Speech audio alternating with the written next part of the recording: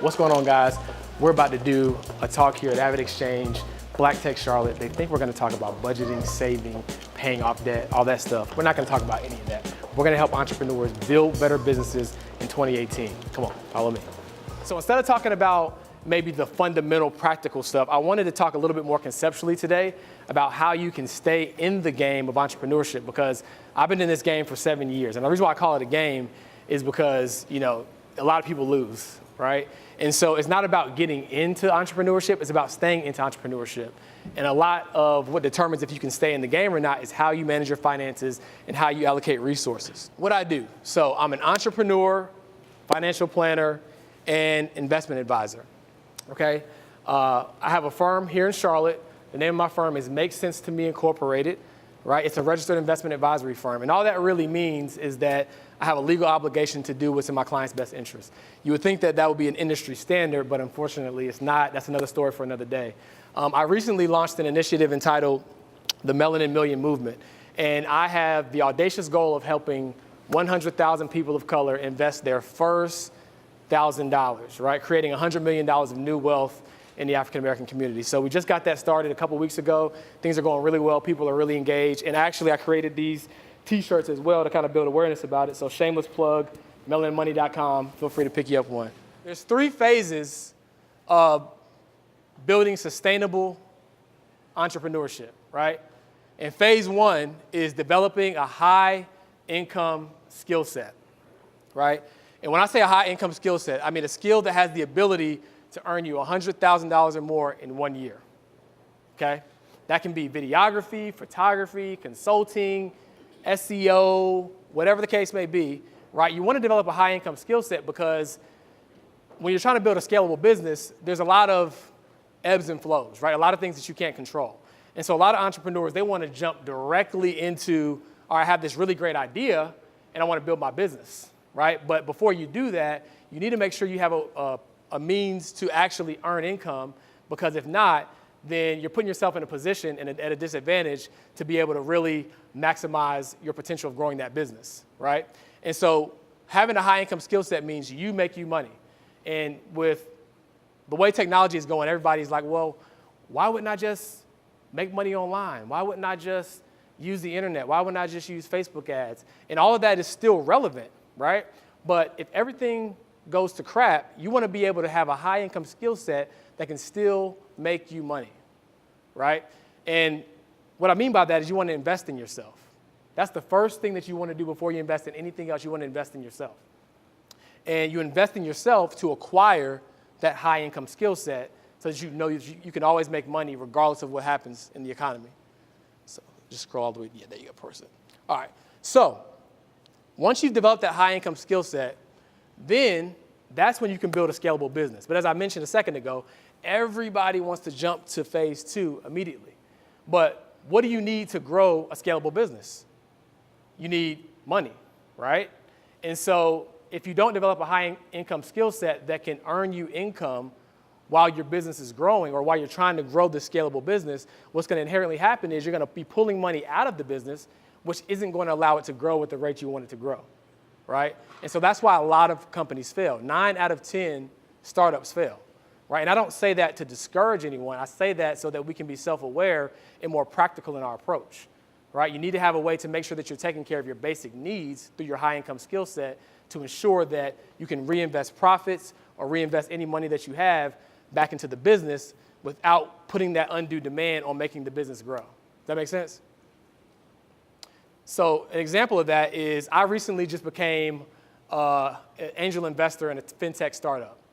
And so I met with the founder for lunch last week, and he was telling me about his journey. And what he said was for the past, I think, 2 years, he had been putting $60,000 a year into the business. How'd he do it? Did he have a bunch of money saved up? No. What he did was he had a high income skill set, he humbled his lifestyle, and he was able to use some of that money to help fuel his business, right? And he didn't have a demand to pull income from the business that he was trying to grow, so he was able to maximize the growth of the business in a short time. So now his business is slated to grow to be a $3 billion business inside of 24 months, right? Now, do you think he would be able to grow that business at that rate if he was trying to have that business fund his lifestyle? Probably not, right?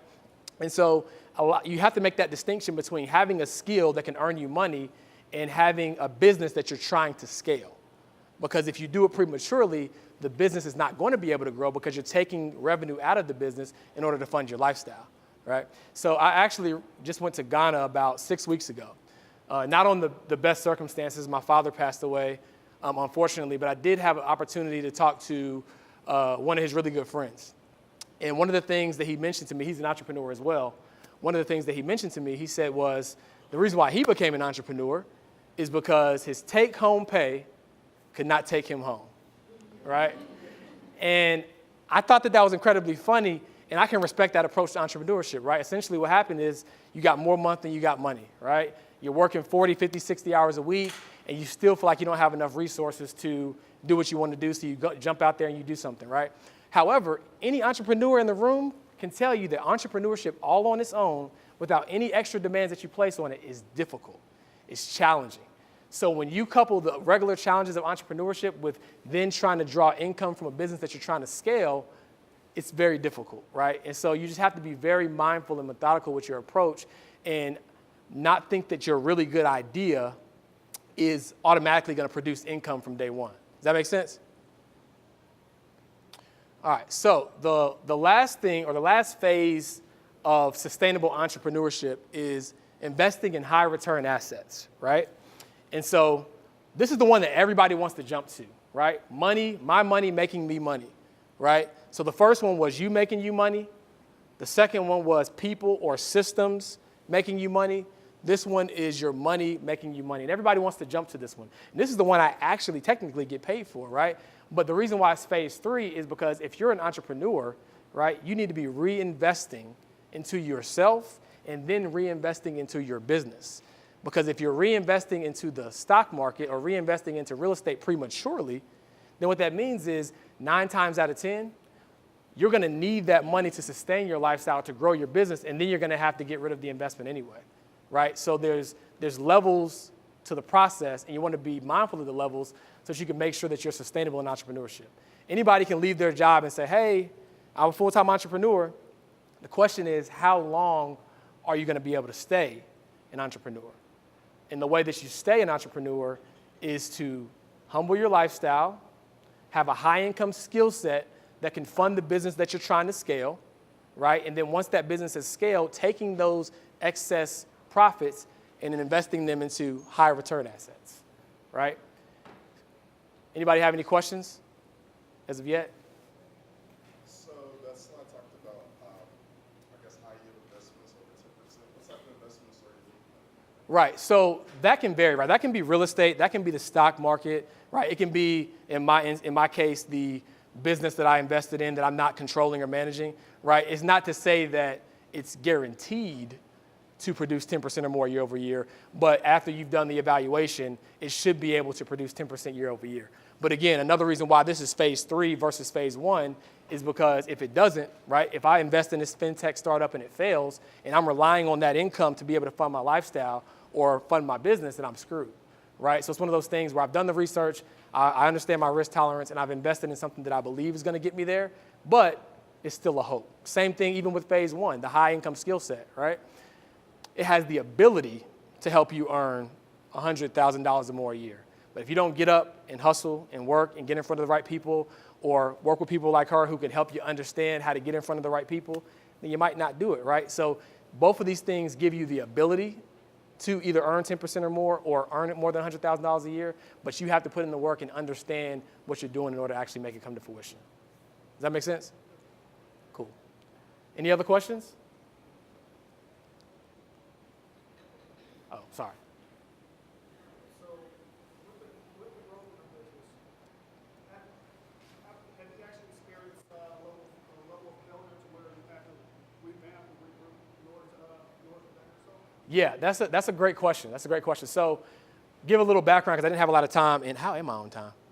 We don't know. Okay. So to give a little background, so I've been an entrepreneur for 7 years, and so I basically started a year out of college, right? And so no savings, no nothing, and so I had to just kind of figure it out along the way until I got to a point where I was like, okay, I have some money saved up.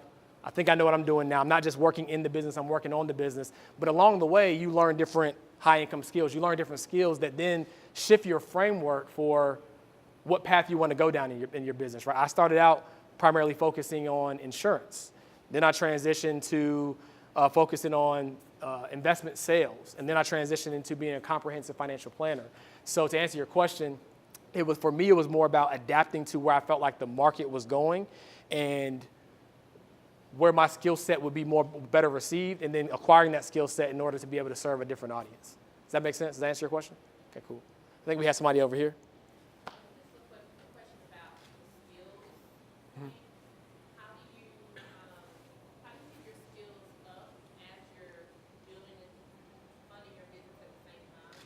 How do you, with all the different changes and stuff, especially in tech, Right. and as the tech changes, we need to keep those skill sets up. What do you think we should invest in or focus on when we're trying to determine what we focus on for our skill set? Right. So again, that's going to vary based upon what industry you're in, right? But it's really a matter, if you're entrenched, like I'm entrenched in the financial space. So I always have a pulse and an ear to what's going on. I know who my direct competitors are, who my indirect competitors are. I know what they're doing, what's working for them, what's not working for them. And so you're just going to have to keep a pulse on what's going on in your industry and then proactively seek out different resources and self-education to try to make sure that you're staying abreast of what's going on. That's what I would do, and that's what I do. So I don't know if there's maybe a more formal approach to it. I know nowadays there's a lot of people who are thought leaders in various industries, and they put together online courses and all that good stuff. So that might be something just to keep a pulse on, right? Just seeing who is pioneering in my space, and are they giving out educational resources that can help me grow my business or help me refine my skills. Does that make sense? Cool. Anybody else? I'm getting the wrap up music, so I got to go. But yeah, thank you guys for listening. I hope this was helpful. I know it was a little bit more conceptual than you guys might have thought, but if you got any questions, grab me later before the event's over, and that's my time. So.